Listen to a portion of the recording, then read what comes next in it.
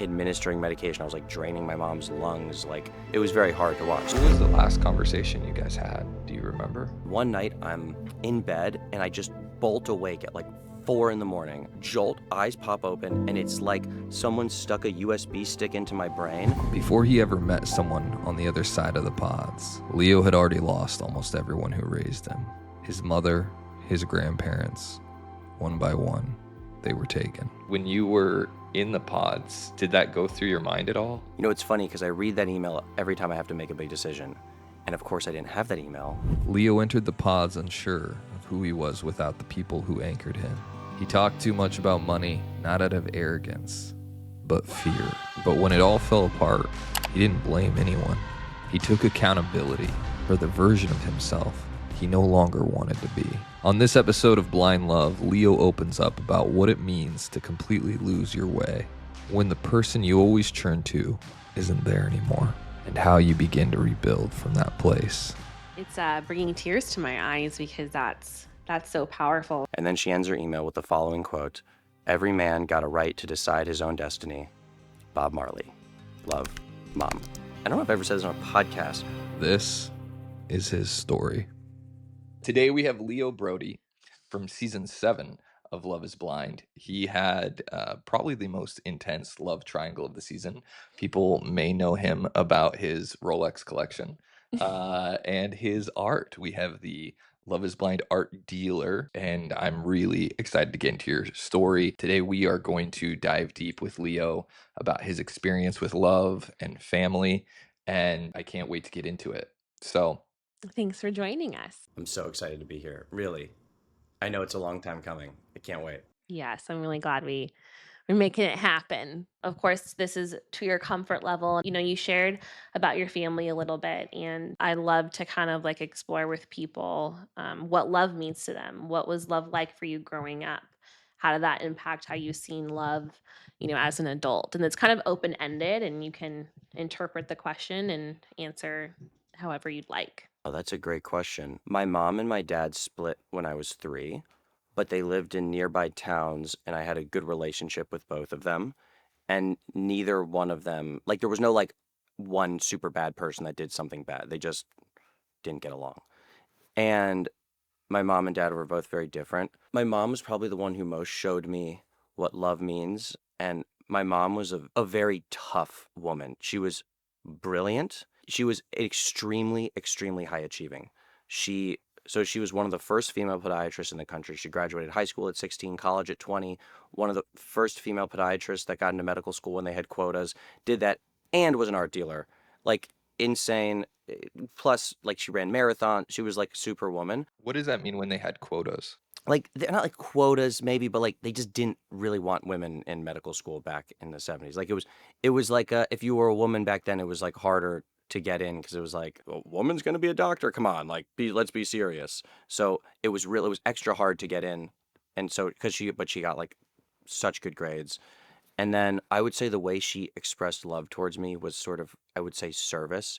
She wasn't like warm, hug and kiss all over that type of mom, but she was like, I will do anything and die for you. Like that, very much so. And she like raised me, a lot of me, while running multiple businesses, the art and the podiatry mainly, and all that. So I think where I learned about love was like love is being willing to like do anything for somebody, and also being able to fully trust someone. Like I knew from a young age that I could always trust her for her advice and guidance. And I would say the same with my dad too, but I just because I spent more time with my mom, and maybe just because she's no longer here, I think of her more in that sense. But yeah. What was your dad like? My dad is like someone that I'm always so comfortable around. Like I can call him and we can spend like 2 hours on the phone, like not even be talking for half of it, kind of. And then I was also very close with my grandparents. They lived like, these were my mom's parents, the ones that started the art business. They lived like in the same town, like a mile down the road. So that was sort of like my family. And I'm an only child. I have step siblings, but they're older. So I was like raised more or less like an only child. What do you think are some things that maybe like as a kid you learned but have had to unlearn in your love journey? Mm. Maybe there's still still things you need to unlearn? Oh, there's definitely still things I need to unlearn, I think. I've sort of seen the comments on the internet, people, they say I'm self-aware, and oh, it's like, maybe it seems like I was some way, and then I was self-aware, and then I fixed myself or whatever. If anything, I feel like my self-awareness is just knowing that there's stuff in me that needs fixing. It's not like I'm fixed and good to go. I think that probably any of this will be a lifetime journey, hopefully gradually ascending. But I think growing up, showing too much emotion wasn't necessarily encouraged. And I think that's maybe a common thing with a lot of people, but like maybe I'm not as comfortable expressing love super gushy. And I know I am, even when I say the word, I make it seem like a negative, but it's not. Like I think I want to maybe learn to be a little warmer of a person. I think one thing that I've seen and I've experienced myself, the tendency to intellectualize trauma, that is to break it apart and try to separate yourself from the emotions of what has happened to you. And I know that that's definitely something that I can do, and it can come off slightly robotic, but it is a way that sometimes people will cope with certain types of trauma. Do you think that's something you found yourself doing? Yeah, I think I had to do it. I think that I'm trying to unlearn doing it, but I think with all the family stuff that happened, there was really no way to survive and not do it because I had so much I had to do, like taking over the business, taking care of my grandma, grandpa, mom, basically all at the same time, all having cancer, like other things. So I felt that I think it was a tool that was useful. And then I think it's now something that I need to consciously try and shed a little bit. But to answer your question, absolutely. Can we go back for the people who might not be familiar with your story and kind of what's happened and start with when the first cancer diagnosis happened and just tell the story from there? Sure. So a lot of this, well, I understand why it would get edited out of the show, but so in 2018 was when it all started. So my grandpa had had a slow growing, benign form of bone marrow cancer for about a decade. And then it took a sharp turn for the worse around 2017, 2018. And in late 2018, he passed away. And it was very intense because my grandpa and I were really, really close. He was sort of the patriarch, founder of the art business, all this stuff. 6 weeks later, my mom got diagnosed with stage four.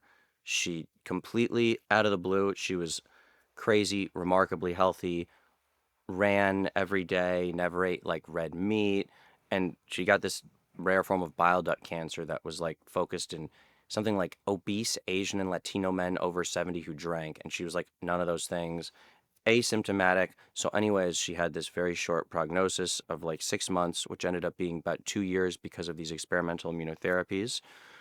And then about a month or two into her diagnosis, my grandma was also diagnosed with stage four ovarian cancer. And then 2 weeks before my mom passed away in 2021, my dad got diagnosed with stage four cancer, and my stepdad also has cancer. And so basically, it was five people in about 2.5 years, and I'm an only child. And so I had a lot of responsibilities, like taking over first of all, there was the business stuff. Also, for example, my grandma and grandpa and mom did home hospice, and hospice nurses only come a couple times a week, and if you're going to like administer medication, you can't have aides do it. So I was like administering medication. I was like draining my mom's lungs. Like it was very hard to watch. So every day I would watch my mom like suffer. It was very traumatic. I like came down and saw her basically like passed away like in the recliner. Like it was like everything all at once, and I have no siblings to help share it with, and I'm also trying to take over the business. It was definitely the hardest 3 years of my life. And so that all ended. My mom passed away September 6th, 2021. When you first found out about what was going on with your mom, how did she present that to you? I first found out because my stepdad called me and told me, and he was like, your mom doesn't want to tell you right now. She'd just learned, and I don't think she wanted to be the one to tell me. So he called me, he told me.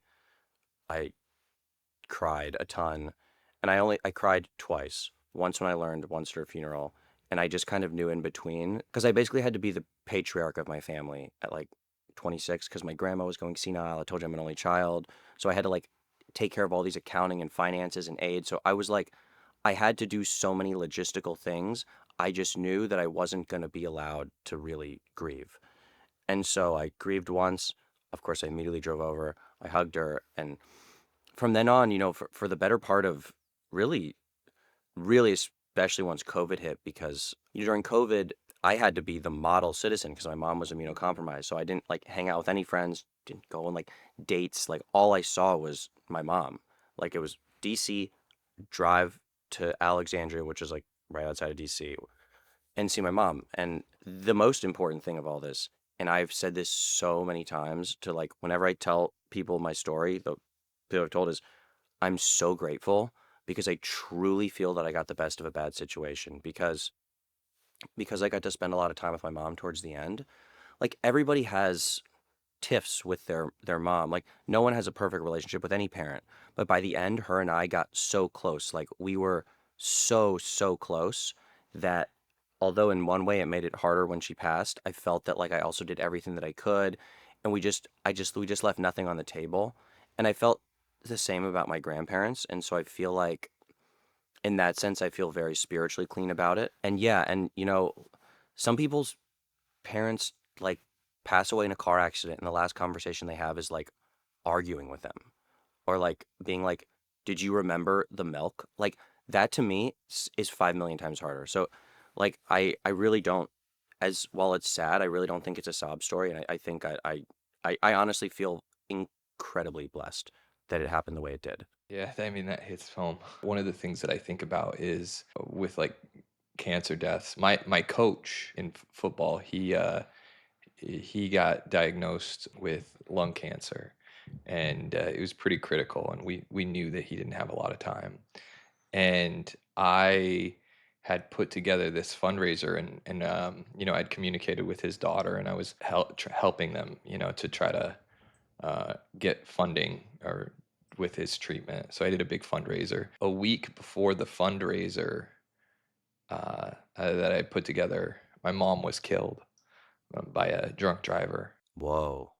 I didn't know that about your mom. It was one of those things that just hit me where like we all think, right? Like we have all this time.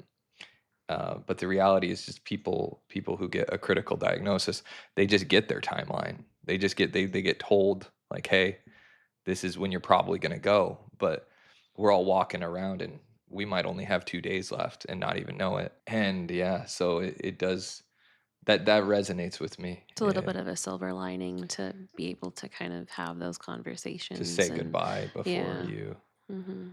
yeah, I think it's more than a silver lining. I think it's one of the luckiest things ever. I think that having your mom go that like suddenly is infinitely harder. Infinitely harder. yeah, That's did that happen after the show or before, before the way show? before, yeah. Before. Okay. But I remember the grieving process, and just I was just so numb.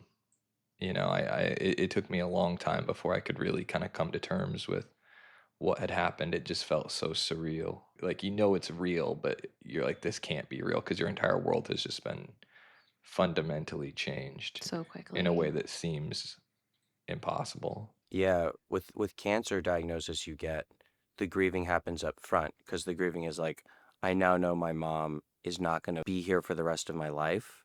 And so that happens, but then by the very end, you almost are like, there's the whole thing, you're almost relieved because it's so hard watching them at the very end.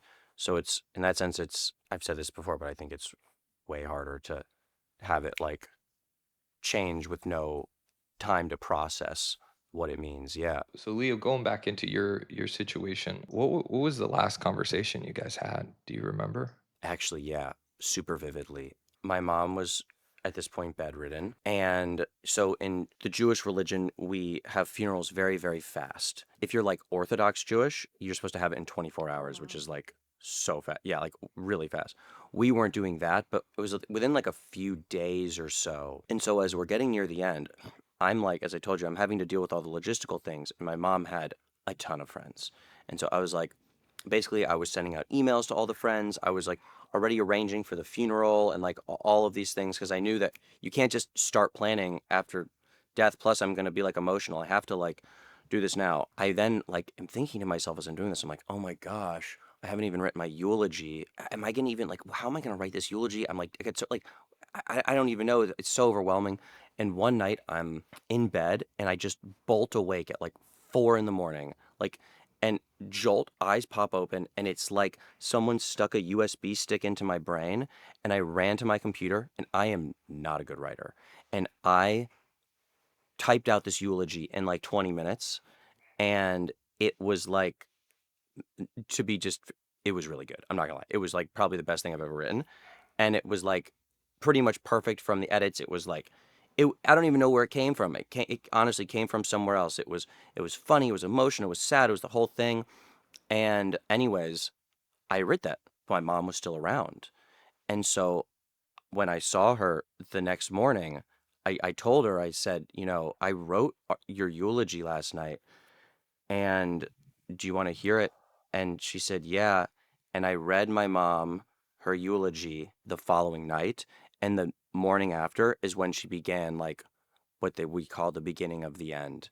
And that was literally the last conversation we had was me reading my mom her eulogy. It's bringing tears to my eyes because that's so powerful. What a beautiful and unique kind of opportunity, really, to have your mom here, how she impacted your life or whatever was included in there. That's so incredibly powerful. L- And it definitely Literally. feels like God was playing a really big role in that for you and Yeah. allowing you to share that with her. And I'm just imagining, I have a twin brother and I have an older sister and I have a couple of younger siblings. I have a really big family. And, just imagining when like my mom, it's her turn to pass, like how hard that's going to be for me and how like I do have that community to lean on. And it's like, it's so amazing that I mean, you just kind of had to, right? Like you just kind of had to get through it. Hmm. And you're also taking on all of this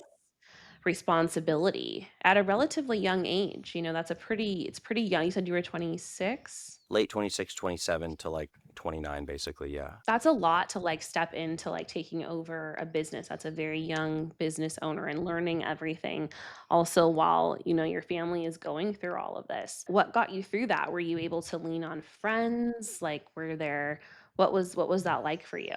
Friends were definitely a huge part of it. Even when I wasn't able to hang out with friends, I would like call them and like be on the phone with my friends all the time. I'm naturally extroverted, so like that really helped. And I have a lot of like friends from childhood, so that was great. I don't know what got me through it. I think it sucked, and I just kind of put one foot in front of the other and until the finish line.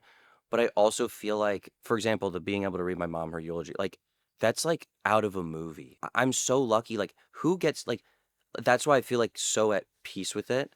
Another thing that was actually almost more tough after it ended after she went, it's almost similar to how I hear soldiers will say when they get back from the military, they feel like they struggle finding purpose because they felt like they did something that was so like great and noble. And I felt one thing that maybe got me through those years is it felt like such purpose. I was like keeping my mom alive, keeping the family together, ushering so I felt I was filled with such purpose that when it ended, it was like I know that I have my life to live, but for a little bit I almost felt a little bit empty. Like it that actually took some adjusting. That was a weird part of me almost missed that because I felt like so alive despite being so like in pain. Makes sense. Like every moment had such meaning. Mhm. Yeah, that makes a lot of sense. Yeah, I think having that opportunity to read your mother your eulogy, that's so powerful because it's one of those things where like I also wrote my mom's eulogy, and I remember sitting down and I was not in a place to write it. It was a very fast funeral. I think it was put together within like a week, like a week or 2 weeks of from the death to the funeral. And I just was like completely checked out. Like I was like not talking to anybody and just like processing that. And then I remember someone else in our family had written her a eulogy. And I just knew I was like, this is not good enough. Mhm. to recognize who she is. So I knew I had to do that. And I felt like for me, I never got to read her eulogy, but I did get to write her some Christmas letters before she passed, telling her how much I loved her and how proud I was of the woman that she had become. But yeah, that's definitely something I wish that I could have done. It would be really powerful to hear the eulogy if you wanted to share it, or we could edit it into the podcast if you don't feel comfortable reading it. It's funny. I was just thinking about it as you were talking. So the eulogy itself is a little bit maybe long for the podcast because it's like 20 minutes. I Oh don't wow. have any, but there is one part of the eulogy that I think is not only my favorite part, but is also very relevant to Love is Blind. And Mm. so I'm actually was just thinking about it. I'm going to pull it up on my phone. It's an email my mom sent me that I embedded into the eulogy, and I have it here. This will be about 5 minutes, and you all can decide where you want to chop it in. Yeah, that's great. A brief rewind. Many here know how my mom fought to become one of the first female podiatrists in the country, how she graduated high school at 17, college at 20, and then went straight to podiatry school. But some of you may not know how she made that decision to become a podiatrist. She knew she wanted to do medicine because she ultimately wanted to help people, and she found herself between dental and podiatry school, and of course, being the brilliant woman she was, accepted to both. And do you know what she did? She replied, "Yes, I'd like to go on both letters," put them in their respective envelopes, and went to the mailbox with both envelopes in her hand. And then she closed her eyes, dropped one letter into the mail slot at random, opened her eyes, and all of her friends at this point are like dying laughing too, because it's such a not thing my mom would do, and was looking at her dental acceptance letter still in her hand. So off to podiatry school she was. She told me that story when I myself was deciding between colleges and was too paralyzed to make a decision. She later sent me an email as well, which I want to read in its entirety because I think about it nearly every major decision I make, and it's one of the wisest things anybody has ever said to me. Dear Leo, there is an irony to making important decisions. Sometimes the most important and costly decisions you are given the least time to decide, or you don't have the opportunity to spend much time to contemplate. For example, buying a house. This is considered the most expensive purchase most people make. Once the purchaser finds a house they may like in a neighborhood they may want to live, they need to make a quick decision whether to buy or not. Or someone else may buy the house first. The purchaser may spend an hour or so looking at the house before putting down an offer. No chance to spend a couple nights in the house. No chance to experience the neighborhood. Boom, a huge decision. Same goes for buying a car. Yet, we spend more time thinking about what jeans to buy which cost under $100, and if we really don't like them after purchasing, we have no problem giving them away. Where am I going with this? You need to believe in yourself. No one except you can know what feels right. As you get older, the decisions become more important and life altering. Most of the time, you will never be 100% confident you are making the right choice. This is normal. Second, change. Sometimes it is for the better, sometimes not. Changing to the unknown is always done with trepidation, especially when there is no turning back. Change is always harder when you are happy with what you have and only wonder, can this be better? Is this a question of greed or a quest for greater fulfillment or curiosity? What motivates people to change is personal. You have now read my thoughts. You know I am always willing to listen and give you my opinion, but I am trying to give you the tools and support to allow you to make your own choices. And then she ends her email with the following quote: "Every man got a right to decide his own destiny. Bob Marley. Love, Mom." Thank you for sharing that with us. Leo, it's funny because as you were reading that one, I can't help but note how much you seem like your mother, just by reading what she's saying. And I mean, almost she was speaking a prophetic word to you, Uh-huh. hmm in some ways.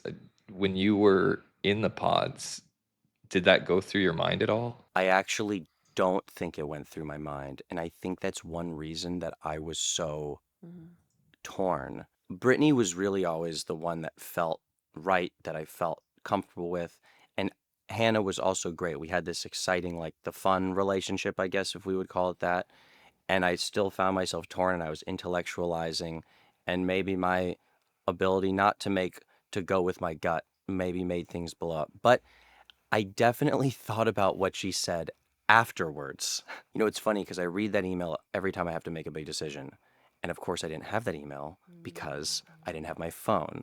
So maybe life would have been very different if I had printed out that email. But yeah, it's it's almost like could be like the theme of my Love is Blind in a way. And yours too, you know? Yours too, Zach. Yeah, I can definitely understand the message there. I think too, like Zach has a tendency to, and even just with the most simple of things, take a very long period of time. Like, what camera am I going to buy, or what, take like months. And I have to kind of pressure him sometimes, like, okay, babe, like we just need to execute. And so it's truly a miracle that he made any decision at all in the Love is Blind process. But I think that you can learn a lot from those words. I think we all can. Oh, I still can. You know, when it comes to cameras, by the way, if it makes you feel any better, Zach, I'm the same way. I'll type in Reddit. I'll be like, well, this one has 4.6 stars, but 163 reviews on Amazon. This one has 4.4 stars, but 1,000 reviews on Amazon. Which one is ultimately better? Let me go through. I, the smaller the decision, the more time I take. That's what I Yeah, always that say. yep. Well, that's a great attribute for a lawyer, you know? It's My mom always thought if I didn't end up doing the art dealing thing, the law would have been my I could my see it. second Yeah, profession. you I could want see it. your lawyer to consider small details True. for long periods of time. There we You go. probably don't want An ER doctor, to quote, well, Right. you might, I mean, it depends if there's a time limit, but Well, that's what I'm saying. Like, if I there's an guess it emergency and depends. it's like, well, you kinda just gotta go with to it. kind of go with your analogy you used about steak. I loved that, Yeah. by the way. I loved your analogy. Oh my It God. resonated with me. Yeah, I I heard That feel that. like it was a really great way to share with people that maybe aren't thinking deeply about this when they're watching it. Like, everyone's been in that scenario where it's like, okay, you get the gnocchi and I'll get the steak and we can split it, right? Like, that's ultimately you can have best of both yeah. worlds.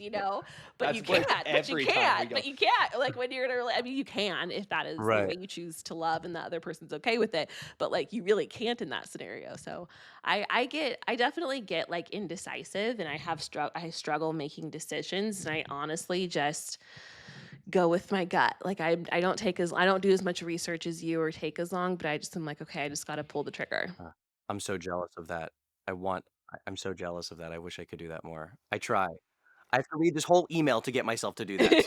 You have to Your mom is like your hype woman. Okay, you can Yeah, do yeah. this. Just Yeah. do it. I think I got better at it when I realized that I was spending so much time deliberating that I wasn't like living my life. I wasn't Mhm. like enjoying. I was so caught up in, oh my gosh, like, what school am I going to go to? That's going to totally mess up my life if I choose the wrong one. And obviously with relationships, it's important to think those things through thoroughly, but I think I just kind of had to grow from that. But anyway. Do you know who Magnus Carlsen is? Yeah, the chess player, like the greatest of all time. Yeah, one of the greatest of all time for sure. Or some people say Kasparov, but whatever. Yeah, he came out. Well, he was actually mentored by Kasparov, I believe. Oh, really? Oh, Yeah, shoot, I didn't know that. but he came out and he was talking about recently how he has a little program on his phone that just automates what his opening is going to be. So he just like Oh, lets it. Yeah, really? yeah. So he So doesn't have to think about he doesn't it spend any time. He just picks randomly what his because opening is he's going to so be, good, it doesn't really matter. and then Oh, that's hilarious. He's like, "It's not even worth me thinking, like, yeah, whatever." I'm That's not going to put any hysterical. brain power there's to probably it. a lot of decisions in life where that's probably the case, right? Yeah. Where you could just automate it and you'd come out with a good outcome. And you know what's funny about the decision thing is because I've had some, I don't know if I've ever said this on a podcast, but I've had people ask me like, "Well, okay, Brittany was your number one or whatever, you know, but why were you like so, like, why were you like, did you seem like you were fighting for Hannah so much?" And the reason was, and I realized later this was, I think, a classic ego thing is I was so indecisive, but like when Hannah said she was leaving me, I was like, but this is my decision to make. How Mm. you don't get no. I'm the one that gets to choose between you two. Why are you're gonna leave me? It wasn't even about her. It was like me almost my reality crumbling that I didn't get to make the decision. And that really was made my whole like brain crack. It's also interesting because even when we're making decisions, like a lot of it is an illusion kind of like Totally. and I that's that's one of the big takeaways I've had from the show. It's not necessarily directly dating and love related, but it is like life related. Totally. And we all get something, all of us, a different thing, that we get from going through this experiment. I think, even if it ends terribly for you and you had you're the villain and you didn't get married and you didn't whatever, like, even if you don't get shown, because as we know, there's couples that get engaged that aren't completely followed or even shown in the pods in any capacity, you learn so much about yourself, so much about the world. We have this beautiful, scary, intense, sometimes something that we don't want, this opportunity to watch ourselves on TV and actually able to be a third person to ourselves.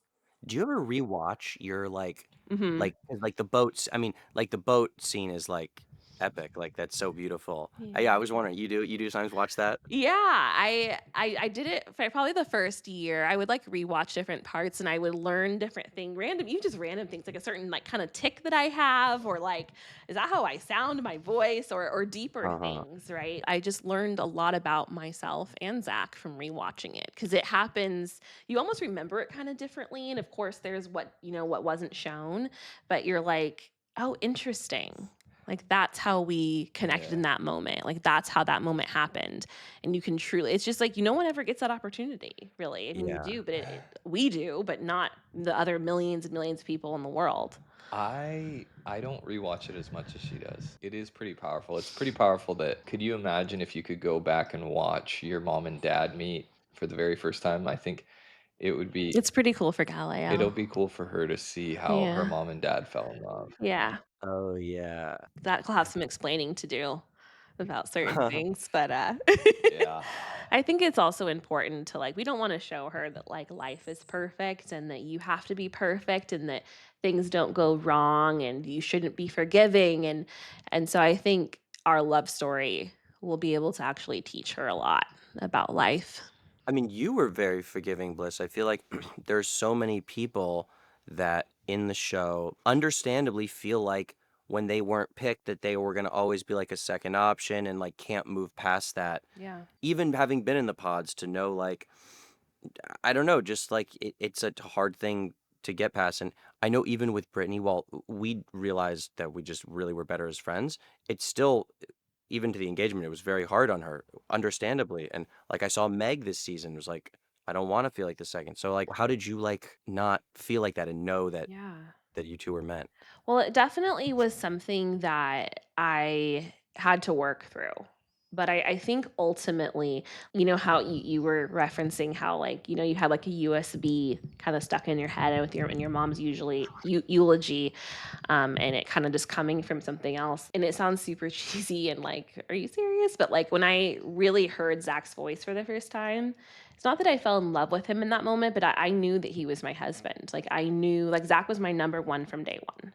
I knew that Whoa. he was my person. Like first date in the pods, even you're like, this is That's my husband. That's the words that came into my voice. It's not he just said his name. He just said, "This is, I'm Zach." It wasn't like we had this in-depth conversation. And again, it wasn't me falling in love. It was just like this knowing that this man is my husband. And it was really confusing for me when we broke up. I started really questioning, like, am I kind of like, am I like okay? Like, am I having some sort of like mental break? Why did I know this? Like, if you asked me, like, do you know this to your core with every fiber of your being? If would you bet your life and the life of those you love on this? I would have said yes. Like, that's how much I knew that he was my person. And it was really confusing for me during our breakup. But when we got back together, I kinda had, like, this decision to make, like, am I going to let his mistake that was made in a pressure cooker, that was in a very short timeline where he didn't see the full aspect of the full story, and where he maybe wasn't going with his gut, that he was making this decision out of fear, am I gonna let that get in the way of, like, my long-term happiness and, mm-hmm. like, this beautiful life that I could live with him? And it was really that I kinda had to, like, put my pride away. And Zach really I wasn't really that much of a forgiving person, to be honest. I always really struggled with forgiveness. And that was something that the pods and Zach, this gift that he gave me, was being able to forgive. And I it was the right thing to do. Like, here we are with our beautiful daughter and this beautiful life that we live. And I had to put my pride aside. And does it really matter what other people like think and say? Like, no, right? Like, I just knew that he was my person. Maybe if I hadn't had that knowing, I wouldn't have been able to forgive him as easily and take him back. But The nuance of it is a little different, right? Because the way things went down, one, I really was making my decision based off of fear, and that I was afraid Bliss and I wouldn't work out, and he more actually important, chose me the night before. He told the producers he was going with me, and in his notebook it says my name on the yeah, back of the page, and he changed his mind the morning of. yeah. And then I the morning of, I told the producers I changed my mind. Wow.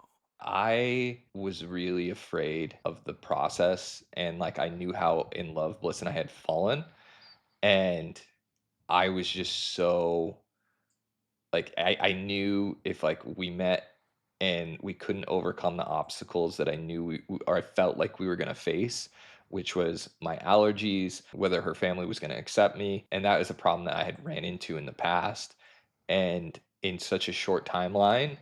And I knew truthfully like what that would have done to us. Like if Bliss and I had gotten to the altar and we weren't at a point where we both could say I do, dude, we would have been fundamentally messed up. And Mhm. I knew that in my head.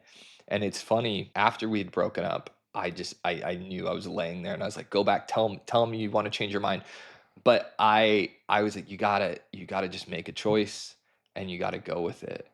And the whole time, like I had no intention of trying to get back with Bliss, right? Like I was going to just own up to the mistake I made and live with the consequences. So when we met for the first time, I had no intention of trying to win over Bliss or get back with Bliss. I came there to apologize and give her a gift because she'd given me a gift in the pods. And every day I would sit and think about how, regardless of whether it would have worked or not, I should have gone with Bliss. And that's really what I wanted I wanted to express to her when we met. But the second she walked in the door, the connection was just immediate. The very first thought I had when I saw Bliss was, uh oh, I think that might be my wife. My very first thought when I saw her, and then Wow. she sat down and the chemistry was there, and for like 2 hours, I could feel the buzz in my skin, and You can kind of, I'm very trying hard not to smile during a lot of it. And I'm like trying to suppress that buzz. I'm like, Uh-huh. I'm not going to show anything to him. Yeah, yeah, I have to yeah. work for it. so we were just talking about love triangles, Yeah. Yeah. We and were saying how he's a fellow love triangler. Is that a word? I Mhm. just made it up, but yeah, it is an Made it experience. a verb.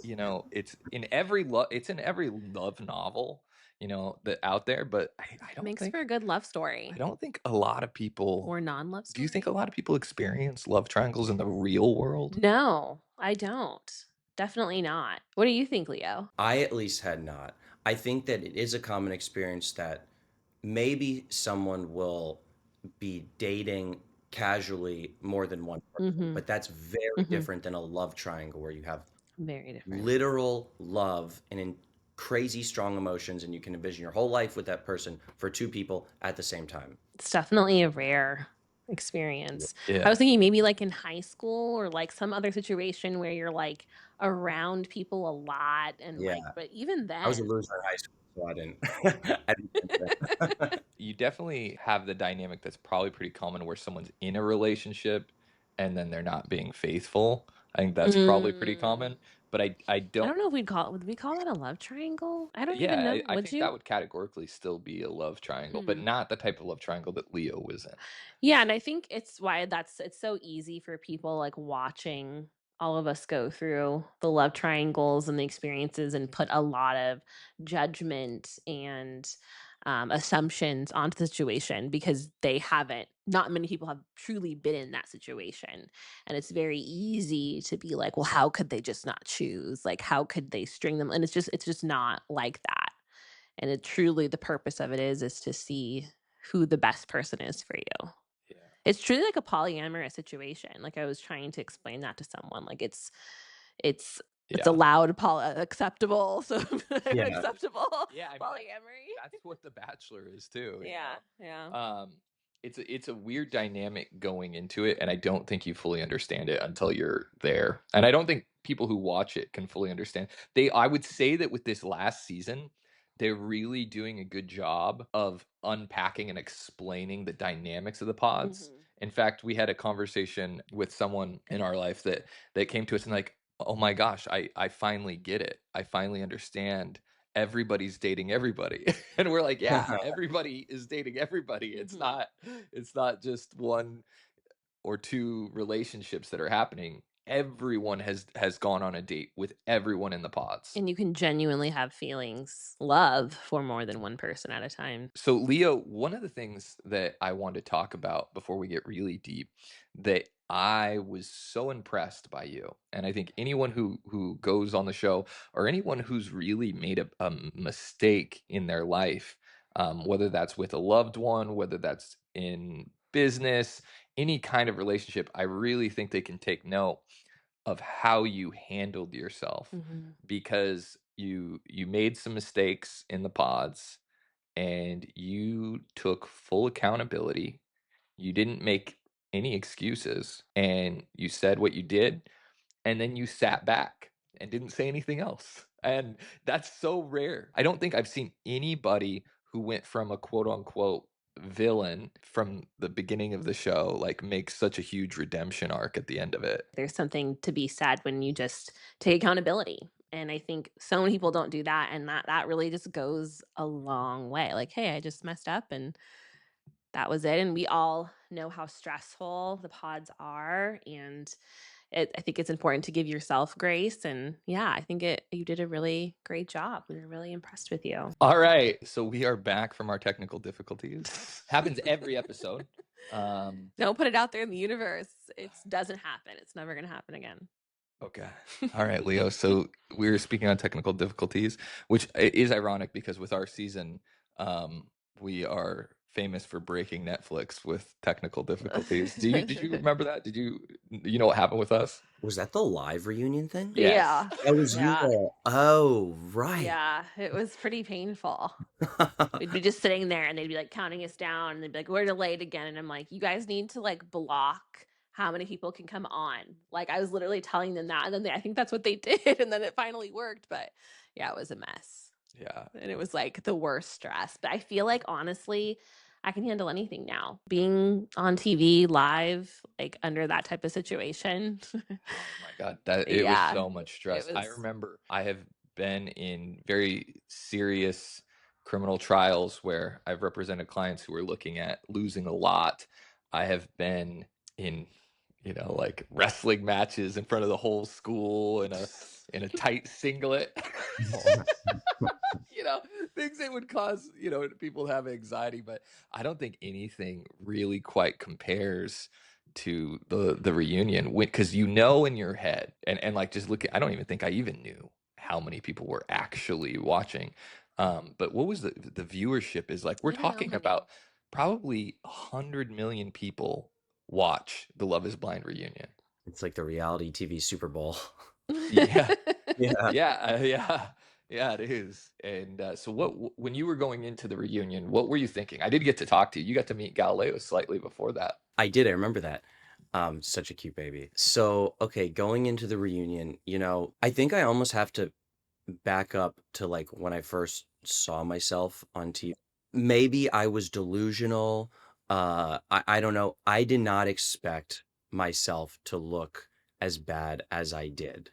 I knew there was some bad things. Really, the main thing was the blow up at Hannah and that whole thing with Hannah and Brittany. But so when it came out, I was like, oh my God, like, obviously I'm like horrified. I thought very like deeply and philosophically, actually, in my opinion, about like what is going on here. Like with the internet hate starts piling up, and I'm like trying to make sense of all of it. It's like overwhelming. And I thought to myself, okay, the worst thing you can do is like fight back and be like, then it's like, are you even sorry for what you did? Because I'm looking at myself and I'm like, this is horrifying. I look terrible. I clearly was terrible in some ways. But then if you don't say anything at all, then it's like then people are like, "Are you not sorry? Like, why are you staying silent?" But if you say, "I will almost like lash myself with you all," I feel like actually I think you may appreciate this, Zach. This is my hot take. I think the vast majority of internet hate comes from a good place psychologically. I believe that 90% of internet hate comments come from good, decent people, not losers in their mother's basement, not people that don't have anything going on. I'm sure there is that. But I think it's people that are just nice people. If you saw them at a bar, they might even be people that were your friends. And I LinkedIn stalked some of them and I found out that was true. They looked like nice, normal people. They had girlfriends and dogs. And I think it's because we have this desire for justice. And I think Mhm. it may be misguided what they're doing, but when you see someone look like a fool and look like a bad person, you want to be like, you deserve punishment. You deserve to have the wrongs righted. I don't think they think that person deserves to like die or something terrible, but I think they want to say, you deserve to be punished for what you did. Mhm. And I basically said, "You're right, and I will punish myself along with you." And then I think the internet actually said, "We have punished you, and I feel like you have taken your punishment, which we gave you, and we are now accepting you back into like society." And you can see the progression of the comments. And I think that it was actually really therapeutic for me to do it because I had to really think deeply about what I did wrong. And so by the Mhm. time the reunion went around, I kind of felt like I was going to own up to everything. But I went out there with a friend of mine who lives in LA and he stayed in the hotel room with me and he's a very wise friend. And he really helped me understand that for the reunion, you can't try and explain every little thing. Like if you do, first of all, they can cut it out and people don't want to hear it. They don't want you to go point by point. And when I've watched reunions, like you got to boil it down to just they understand where you're coming from in a very short way. You have to say you're sorry. I actually had apologized to Hannah before the reunion on the phone. Actually, if like about a week before, I had called Garrett because I felt horrible. I hadn't really spoken to her since that whole incident. And I was like, if I apologize at the reunion and I'm like crying at the reunion, is it going to be like performative? Is she going to feel like I'm just like crying? So I called her. I actually felt horrible. I was crying. And then when I apologized for the reunion, that was kind of like it was almost like the real apology was off camera. And so I also went to the reunion feeling like spiritually clean, like morally clean. And I also think that that helped me stay calm. And I had no desire to like make a scene. Like I wasn't trying to have my moment. I just wanted to say I'm sorry and hopefully people saw that I've learned from my mistakes. Yeah, it's interesting what you said about the vast majority of people who are angry on the internet being good people. I agree with you at the core philosophical principle of human nature, which is that I believe at the core, the vast majority of people are altruistic at their core. But we also, I believe, we live in a system that does not facilitate that. We live in a system that isolates us culturally. And I think our natures don't work effectively in systems where our brains can't distinguish between the past and the present when they're put on a camera, right? And you watch something that happened 2 years ago, 10 years ago. We're not able to really grasp proportionality. We're also not able to grasp instinctively the scope of your comment, right? So like if we were in a Times Square and someone saw you behave inappropriately, right? And someone came and accosted you, right? Maybe one or two people would yell. Maybe you'd get booed by everybody, but they wouldn't hold you there and have every single person in Times Square come to you. Everyone would be like, okay, like he made a faux pas. Like one person is sufficient. And so I think it's really hard for people to grasp proportionality, right? That you have more than a football stadium of people that are coming to you daily when this is going on and sending you hate. And so they don't realize the scope of what they're complicit in, right? And I think in my time in criminal defense, one of the things I really focus on was proportionality, because typically most criminal defense attorneys, what you're dealing with is trying to get a fair penalty for a crime. So like I've seen veterans, homeless veterans who stole a bag of chips. We're looking at a year in jail. A year in jail for a homeless veteran who stole a bag of chips because he had a history, right? So he had this long history of crimes. But that's not proportionate to the crime that was committed.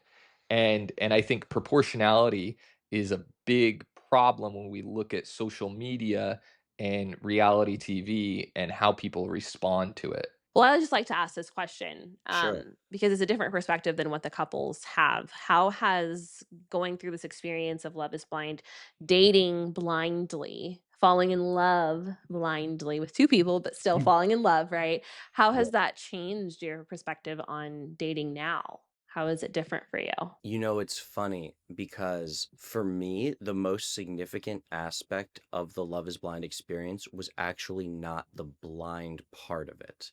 I do think the blind portion was like incredibly, like, I still think about that a lot. But for me, it was the like time compression and the intentionality that was the most relevant for me. You know, you don't have your phone, you don't have anything, all of your focus is on dating. And you know that if you are to meet someone that you can see the rest of your life with, you're going to be engaged in like 10 days. You begin very much so with the end in mind. And I kind of think of it like when you're in school and you have a paper and you can somehow do like 3 weeks of work in a night if you're pulling an all-nighter. Like everything in life compresses and expands itself into the time that you allot for it. It's one of the wisest things my mom ever told me, actually.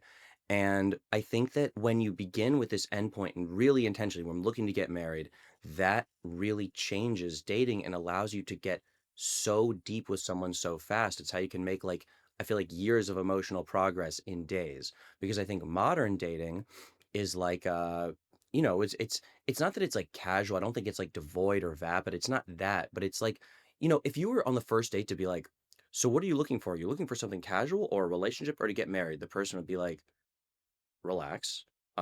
We don't need to talk about that right up front, but I think that it makes me want to date a lot more intentionally, whether I'm looking to get married or if I'm looking for something casual. I feel like establishing that up front should not be a taboo. And it worked so well for me that I fell for 2 people and ended up in this love triangle that blew up in my face. So that's what I'm really trying to take into dating. Yeah, I mean, I think what you said about dating with intention is really powerful. And that is kind of something that people maybe they don't think about. You know, they come into dating very casually, but they don't think of it with an end goal. And I think that's probably one of the first things that people should have a conversation about. What is your goal with dating? Is it for it to be something casual? Is it because you want to find your person? If that's not the other person's goal, then you're probably just going to end up with heartbreak a year in when you find out that you're both disconnected and you're both looking for 2 different things. Yeah, and I don't think there's anything wrong with dating casually, nor do I think there's anything wrong with dating someone who is looking for something different than the other person is. But I think when it's like established up front and it's like there's this almost pathway, I think in a way it makes dating more efficient. So yeah, that's one thing that I haven't dated a lot, to be honest, since the show. I mean, I wasn't really going out in the year between filming and the release because we weren't really supposed to. And then when I was a villain, I don't want to be like in public like that. And then I moved to New York, and so I was really busy with school and work. So I'm just starting to get back out there and figure out what's next for me. I always wonder what that would be like, dating after going through this experience, and it's just it's yeah, I always think about how Yeah, different life would be, from and having multiple friends who have gone through this and yeah. are single, it's not as easy as people would think to Right. date after the show. Yeah, I think you have to be more aware and more cognizant and really put a good not filter on someone, but a really good, like, what is this person here for type thing, you know? That's what I would imagine. Uh-huh. Yeah, yeah, it's definitely a different dynamic. What has your experience dating been like since the show? It's been okay. It's been a little bit tough. For me, I don't find like for me, if somebody wants to like clout chase or something like that, I can tell that pretty easily and that I obviously really don't have any desire to do anything with them. But one thing that is a little bit strange is when somebody, let's say, knows who I am, they don't just know who I am because I was on TV. They feel that they've seen the Mm. innermost part of my soul. Like they feel like they know me. And so I have had people Yeah. very strange things like, "Oh, like, I know who you are, like, I know what you need, and, like, I think I would be good for you," or, like, "My friend would be good for you," or like this, Wow. That more when someone says something like that bold, it's usually like alcohol involved at a bar, to be fair. It's not like people would stop and say, but still, it makes me wonder, does that go through someone's head? Because they've seen an edited version of me, but it's not totally unfactual. I mean, like, I hope that I've grown different things, but that's weird to know that somebody may have a preconceived notion of me Mhm. based on that. So that is a little strange. And I have been on 1 or 2 dates where someone actually references something from the show and, like, in a serious way, and that's where I'm like, "I understand why you say that. It's a part of my life and you've seen it, but it does feel, invasive." And I don't Totally. so that's made it hard for me. Yeah, I can totally honestly, I can't imagine that, but it makes sense. I even, like, not in dating scenarios, people think that they know us, right? And people definitely don't understand that there's so many other sides to people, and it's impossible to show all of those sides on camera Yeah. of every single person that they're following. It's Mhm. impossible to. But Yeah. it's a lot more than that, and it's yeah, people that date someone that they've watched on TV, you'd hope that they'd come to it being open and letting you show them who you are rather than what they've seen on Mhm. TV.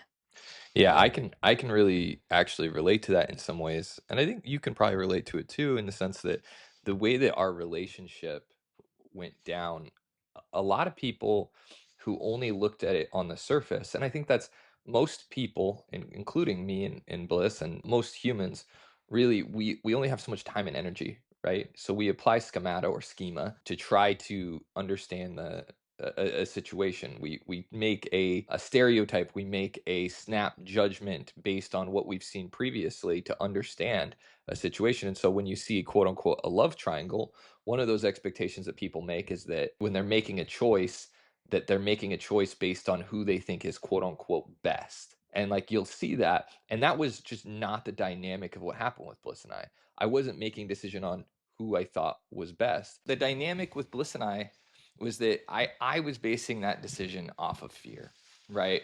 Fear of us not working out, but it had nothing to do with who was best. We got a lot of that. We saw second choice, second choice. It's like no one who, and a lot of people, to their credit, who watched it could see through that. Yeah.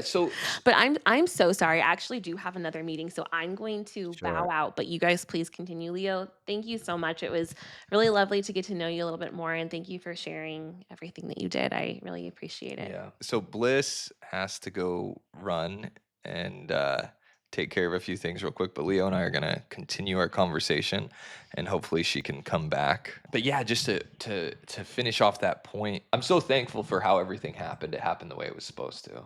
Yeah, no, I know. It's like, does everything happen for a reason?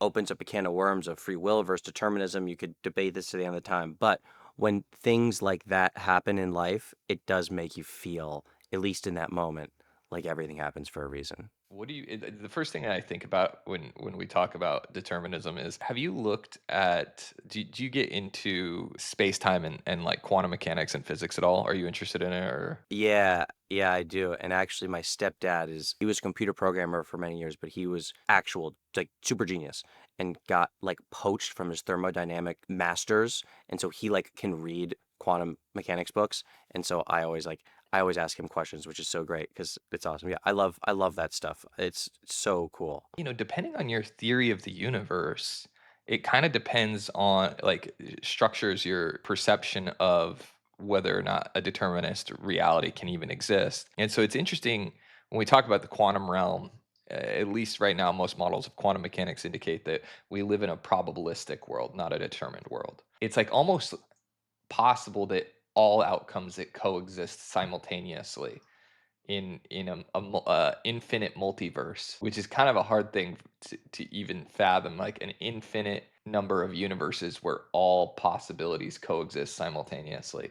But I mean, as we're developing into quantum mechanics, and we're seeing, like, I've seen some theorists that have proposed that quantum computing is direct evidence of a multiverse, and the idea is like, okay, well, how is it possible that using a quantum computer, we can make calculations that would take for the entire heat death of the universe to take place in a matter of seconds?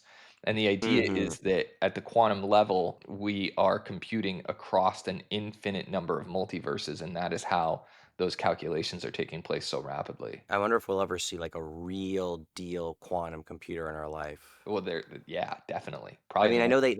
they, like, have them, but they're like one that can really, like, do stuff Well, did you hear will the be breakthroughs that Microsoft just made, like, in the last week? No. They just announced that they have created a new state of matter at the quantum What? level. Yeah, man, you should get A into it. new state of A matter? new state of matter, and I Holy can't. cow. It's a quantum state, and I think they created it through supercooling. But it's really really fascinating. I think when we get into that, the reality is none of us actually understand the nature of the universe. When I hear that stuff, that's what makes me love that we have YouTube.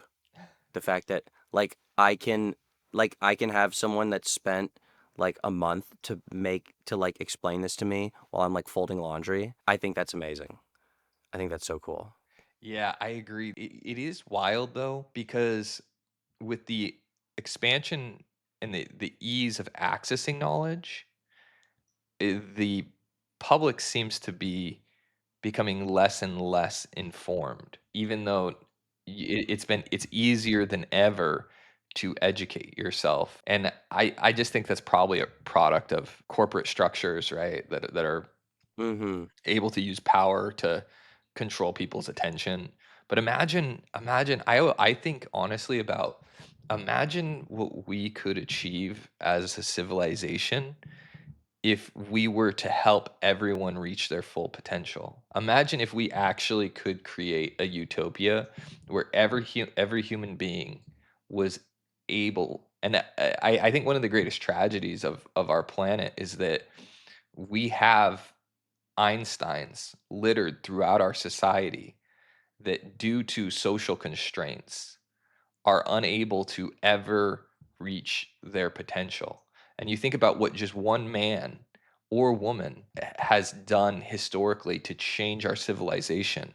And think about all of the people that could have changed the world but for an inequitable distribution of resources and opportunity. I feel like for every Einstein, there's like 1,000 equally talented, brilliant Einsteins in different fields that for no fault of their own, yeah, don't get to see the light of day. I just feel super lucky that I was able to be born in America and educated and, as I said on the show, well off. And honestly, but I think the number one thing that I got in my life that not everybody gets is like love between the ages of 0 and 5, which like every single psychologist says is like the most important thing for like every single factor, emotional well-being, financial success if it's something you care about.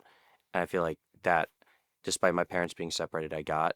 And there could just be some truly amazing people from broken homes or from areas that don't have access to resources. No, it's crazy. It's Yeah. sad to think about. It's like actually heartbreaking. I agree with you. I think to like a lot of people, like growing up, in some ways we probably had inverse relationships of how we grew up. A lot of people who would look at the way that I grew up as a kid, and they would kind of they'd make judgments, but they'd also repeatedly talk about, like, as a lawyer, or when I got to college, you'd be like, oh my gosh, it's so impressive that you were able to do what you did. And the reality is I, one, had a lot of privilege in just being born where I was born. I had grandparents that loved and believed in me. And even though my mother wouldn't necessarily always take their help, they were there and they helped me get to where I am today. And I'm so thankful for that. But I really think the thing that made the biggest difference was just the love that I received, and that my mother believed in me as a young kid. And so I had this confidence in myself even when other people did not. But I would say, because I was always like the new kid, and I dealt with a ton of bullying as a kid. I mean, it was because whenever you're the new kid, people are going to test you. And I Mm. figured out little tricks to like how to adapt to those situations, kind of like prison. You know, Mhm. if people realize like you weren't gonna let them bully you, that you were gonna fight back, um, they usually would move on pretty quick. Mhm. So I kind of developed that, and I would learn to pick a fight, pretty early when I would be the new kid. It definitely shaped me to where I had a pretty thick skin, in some ways, and I kind of had to unpeel some of those layers as I got older and realize like some of the defense mechanisms that I created to cope with that weren't serving me anymore in adulthood. Do you feel like you had Mhm. anything like that as a kid? Did you ever deal with any bullying or anything like that? Honestly, I was really lucky I didn't. I didn't. I was like a nerdy kid in elementary school, but really no. In middle and high school, I went it was like honestly we were very friendly, so no, I'm very lucky in that I did not have that experience. You definitely got it after you went on the show. That's true, I got my dose of bullying after the show. That's true. Yeah, there we go. Yeah, the cyberbullying. I'd like to go into that a little bit, Leo. I know you've talked openly about some of the anti-Semitism that you face, some of the racism that you've Mhm. experienced, and I know that sometimes the cyberbullying can be a pretext for racism. I'd love if you could share a little bit about your experience with that and how you've dealt with it, because we've seen it. We saw it on our season, especially like being a mixed couple. Mhm. We have faced some racists that have come out and attacked us. Other couples have received it a lot worse than us. But yeah, I'd love to hear your like what has your experience been with that? So it was needless to say very tough in the beginning. But in the beginning, the volume of it was actually the toughest thing in the beginning was I got so much anti-Semitism to my business line and my business phone that I had to disconnect my business line from my cell phone because I was getting so many anti-Semitic phone calls and emails and stuff. Maybe Jewish people that will see this might disagree with me. They might not like me for saying this. I really do believe that fundamentally the vast majority of people are good people. Of course, there are like actual sociopaths, but the vast majority of people are good. And even something like anti Semitism, if you peel back all the layers, it's because, or a racist, it's because they they feel that society should be a certain way because they ultimately want society to be good and things to be peaceful. And they feel that incorrectly interracial couples or Jews or minorities are messing things up, but it comes from a good there can be good people that can be anti-Semitic, and that's very, very, very hard to it's not that I feel like it's not like I'm like, "Oh, that's okay what you're doing," but I think it helped me cope with like, it never helped me to be like, "They're losers, screw them." It actually helped me to be like, "These are good people that are misguided," and that's why I never have ever hidden or deleted a comment ever once. And if you go back in the early videos, they're pretty bad. They're pretty bad. I never hid one. And it wasn't because I was like, I want to show how bad it is. It wasn't that. It just is. I don't want to change reality. I even think sometimes when people hate somebody on, or they feel they do, they sometimes even just cling to, they just are looking for an insult. But Mm. the comments that were more like about me personally almost hurt more than the anti-Semitism because the anti-Semitism. The other thing is I had a lot of Jews, tons of Jews came to my defense and would reply to the comments or reach out to me and be like, "Hey, I hope you're holding your head up." So in that sense, I felt very supported. The harder comments were actually the ones that were like picking apart like me, like personally me, because anti-Semitism that's not me, that's my people, that's vaguer. But if you hate me for me, that's actually a lot harder. Yeah, and you can also just write one off as just ignorance, right? And the other is like hits a little harder. But racism has real consequences on people's lives, and it's interesting when you say that because I think it kind of comes down to your definition of good. Ultimately, I think all people have the propensity for altruism, and if society encourages and facilitates it, it can be grown. I also think that people who have racist beliefs can grow and change and can become better. But at its core, I think racism in its truest form is evil. and Mhm. it is the Absolutely. rationalization of violence at the begin it is how genocide is justified. It is how unjustified violence is then rationalized. If you can dehumanize a group, if you can villainize a group of people, then you can justify using violence against those people. And so it's one of those things where you have to recognize how insidious and quickly it can become just by doing it, looking at history. Oh, yeah. I mean, trust me with the Kanye stuff in the church. I mean, it, right after Kanye started ranting, I got a flood of emails saying, "I hope Hitler finished the job," all that stuff. It's not a coincidence. So I hope I'm not downplaying that. Yeah, no, no, I agree with you completely. You know what, I to like over intellectualize something, when I look at the nature of humanity and our history, I think everyone wants to have this like this idea or this concept that they are good. And I think if we look fundamentally at all humans, the way that our morality exists, it is not a pure morality. That is to say that throughout history, we have applied morality in a subjective manner, right? Based on the circumstances. And that is to say, like, certain groups of people are extended certain moralities. And that has served a benefit, right? To those groups to know that they can have trust between each other, but it has not been advantageous for those groups to extend morality across the board, right? And whether that was based on religious identity, whether that was based on racial identity, or nationality. And I think when we look at like how can good people who are upstanding and altruistic in one setting be so cold and heartless in Right. another, and it is through othering. It's this process of saying these are like me, this group is like me, and this group is not like me. And that process of othering, it's like there exists this morality that we only extend to the people within our sphere of similarity. And Mhm. but I like chatting with you, Leo. I'd love to get back a little bit more into your story. We talked about you kind of like your last moments with your mom, and then what happened after that?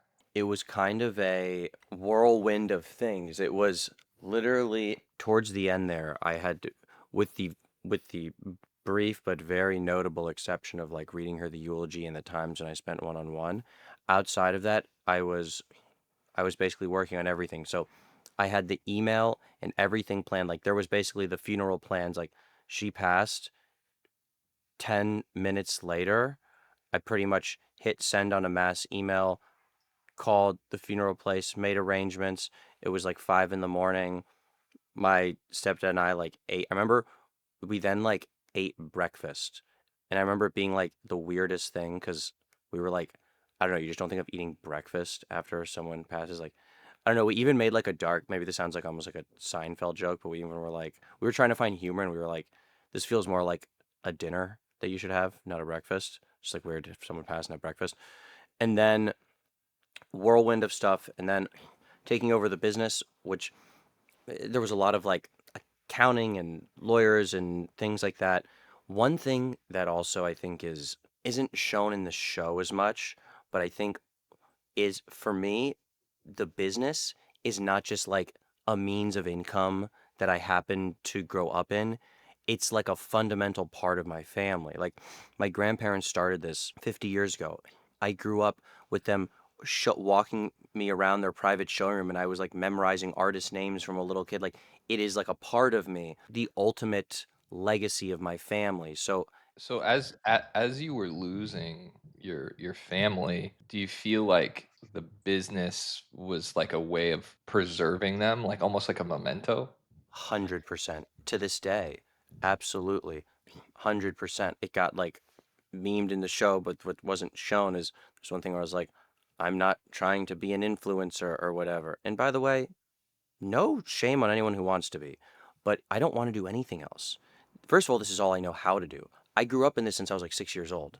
Like, it's all I know how to do, and it's all I want to do, not just because I love art. More than that, actually, is because I feel my family when I do this, and I had a very small family to begin with, and it got even smaller. So this is one of the things I have of them, and I think that's why one of the reasons a lot of the stuff that maybe not was shown, but people that know me know it's a very like emotional thing for me. It's like a part of who I am. And maybe there's dangers in being so identified with something like that, but I it does bring me a lot of peace and to know like to think that they're looking down and are proud of me and all that. I can really kind of understand that. I didn't have that a business that I was attached to, but after my mom died, anything that she owned, I couldn't let go of.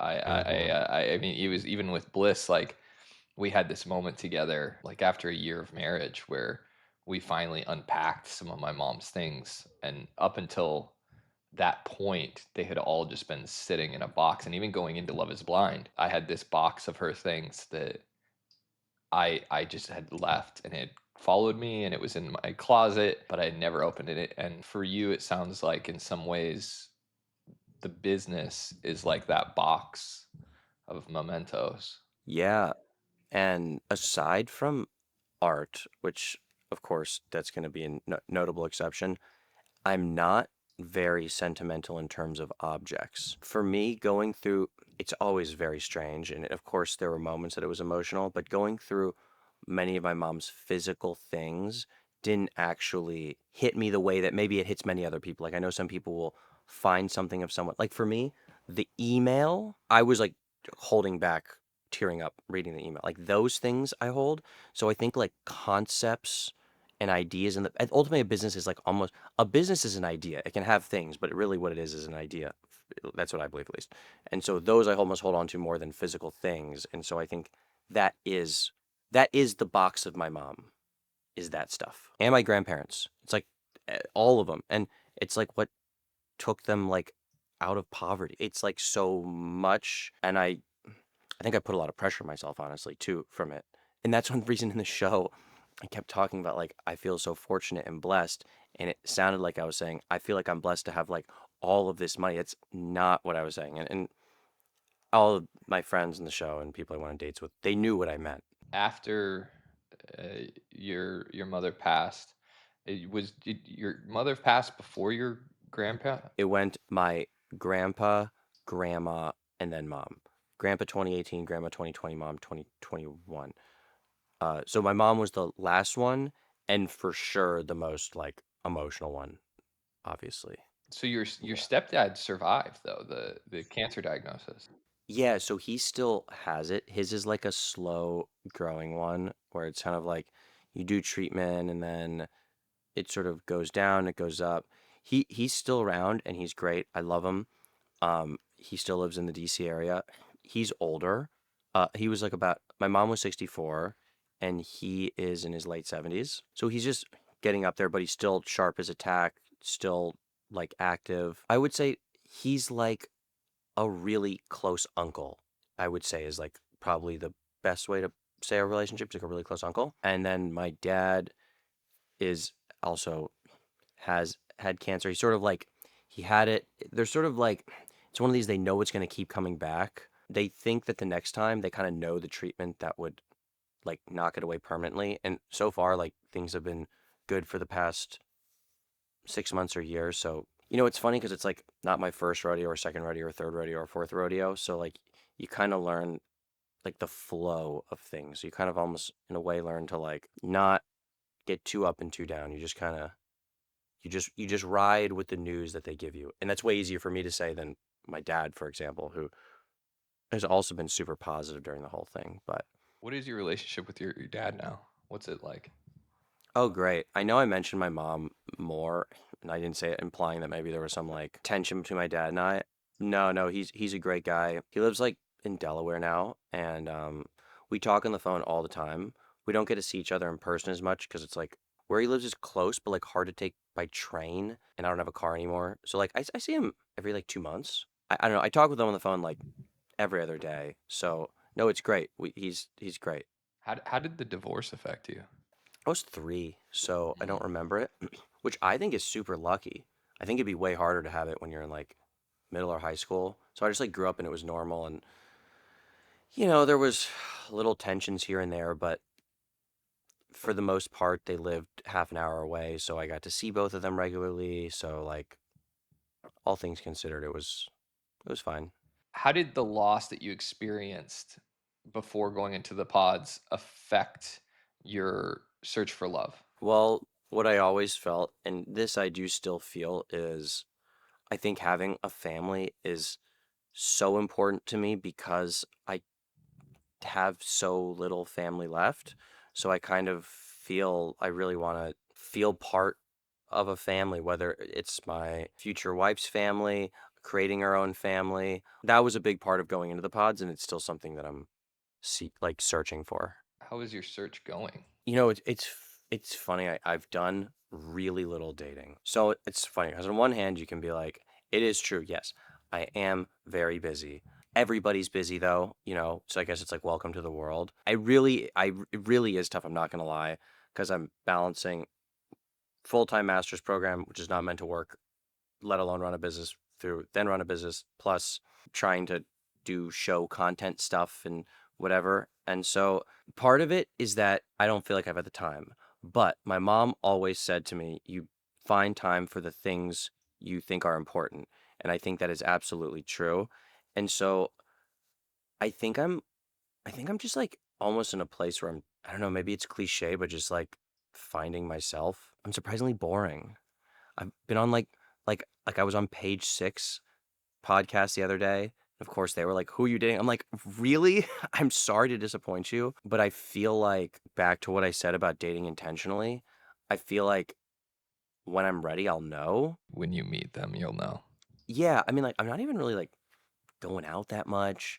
I'm I'm not. It's not like I'm like partying and just being super casual. There's nothing wrong with that, but I'm just like not. I don't know.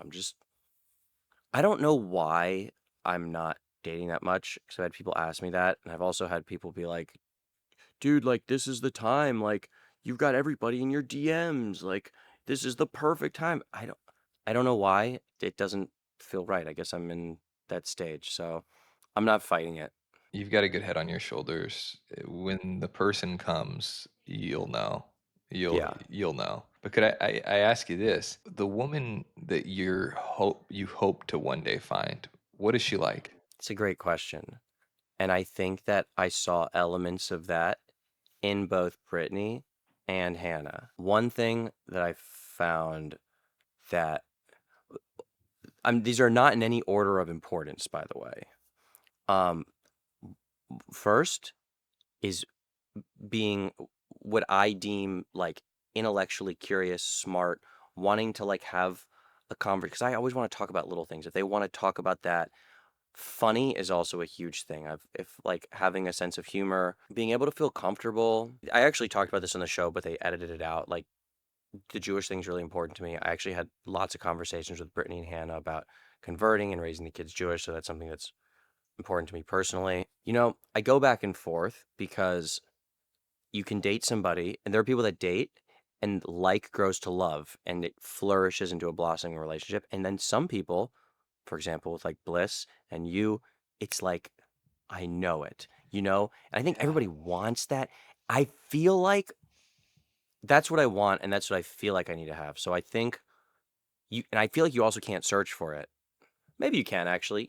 You can always play the odds, I guess. If you stay in your house all day, nothing's gonna happen. But ultimately, Yeah. uh, that's what I'm looking for. I think when I know it, I'll know. Like to my mom's email, like, the most important decisions are the ones that you have the least amount of time to make. And I do think that's true in relationships, by the way, because like Very true for me. super true for you. Maybe the truest for you of anybody. Well, so we are the fastest proposal to wedding in LIB history. So Is it that was, right? yeah, we were doing the math, and it was, I think we got engaged on the 22nd, and we were married on the 9th. So that was like under 3 weeks. That was like 2 weeks and some change. 2 weeks and a few days, yeah. Oh, right, because your proposal, I didn't realize it was that late. Yeah. So it was Oh my gosh, right? Because your proposals are like, holy cow. Were you crazy busy, like trying to plan this wedding stuff? Or was it almost like, if it happens, like whatever, like it's too much to even care? Like, was it stressful or was it like, I was just spending my time trying to connect with Bliss and getting to know her on the best level I could. Honestly, all the other stuff was I checked out. I just like I let my family know who wanted to come, and I just let the chips lay. I told the producers like the only thing I cared about was the cake for the wedding, and uh-huh. everything else, whatever Bliss wants. And we actually happened to be the only couple that got a real cake. Really? Yeah, like everyone else got like at least from what I heard, everyone else had like a partially real cake, and then like they made it like, but So ours it looked was bigger than it was. Bliss thought we didn't have a real cake. So she told everybody like, it's just for us. And we ended up with this like huge wedding cake that was sitting in our fridge for like a month. That's hilarious. That's so well, good on production. You said, I really want a cake, and they delivered that They cake. Good gave on me the them. cake. They gave you Yeah. the I cake. I got the love that. cake and I ate it too. That's great. Oh man. Well, hey Leo, man, thank you so much for coming on here, man. Thanks for It, having it me. is a real pleasure getting to chat with you. And man, I hope we actually get to hang out in the real world sometime. I feel like we got quite a I few really hope so. similarities in the way that We we do. we think about things. Mhm. So great seeing you, man. I wish you the best on your search for love. I think Thank you got a good you. head on your shoulders as far as Thanks. like what you're thinking about doing, and just focusing on yourself. But I would say don't get too fixated on the things that don't matter. I definitely had a period where I buried myself in distractions to I think I'm avoid doing that. dealing with my pain from the past. And you'll find love how it comes to you. But there is something to be said about social circles. Probably if I hadn't found love the way that I did, I think the best way to find love is to spend time with people that are involved in the things you're passionate about, whether that's your faith, whether that's your art. There is a scripture about finding someone who is equally yoked. Um, and I think there's something really true to be said about that. About there's all kinds of other things that matter, but at the end of the day, if you want to go here and they want to go here, it's eventually going to crumble. So that's my little unsolicited love advice. That's great advice, and you are qualified to give it, by the way. Well, man, I'm rooting for you, Leo. I Thanks. definitely you won me over, man. When I got to see you at the reunion, and I'm really wishing you the best, man. I hope this podcast comes out well, and we're gonna try to tell your story the best that we can. Thank you so much. Wishing the best to you, Bliss, Galileo, everybody. Thanks, Leo.